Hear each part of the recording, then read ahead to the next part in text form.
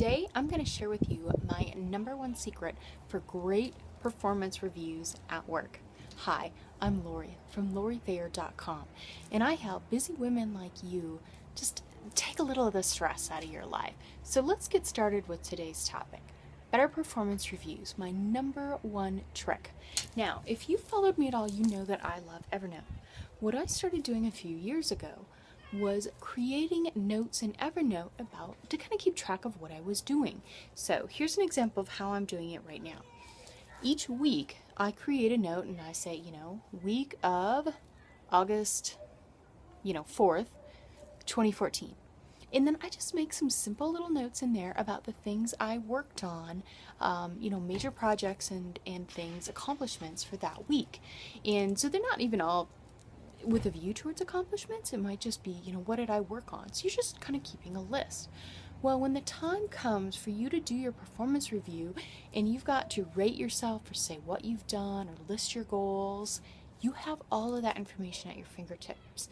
And even if you forget some weeks, because believe me, I am not perfect at this, I forget sometimes and I miss some weeks, so I don't have everything. But looking back through, it's going to be easy to know what the major projects are and things that you worked on. So this method my boss always tells me I have the longest reviews of anybody, and it also leads him to give the most comments. So I have been in my boss's position, managing people, having to give performance reviews before, and I know how hard it is. You want to do a good job by these people, but it's really hard to remember all of the details of everything that they did and all the ups and downs.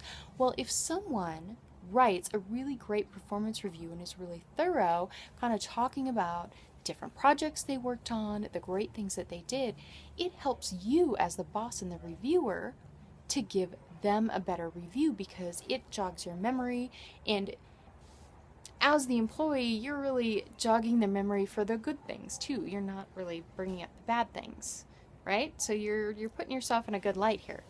So it's not only I have written the most, it leads him to write the most about me, and I have gotten the highest rating possible in the 2 years that I have done this. So it's worked really well. Good bonuses, good salary increases. I highly recommend it. Next year, I'm actually going to start also keeping some notes for people I work with, because we do 360 reviews where I would also make a comment about other people. And I also have a couple of people who are a little bit under me right now. So I want to do a better job reviewing them. So I'm going to start keeping notes on them throughout the year as well too. And what are the good things? What are the not so great things? So I can do better justice to the feedback that I give to them. And just a side note, don't save all of your feedback for the end. Be sure you're giving it consistently.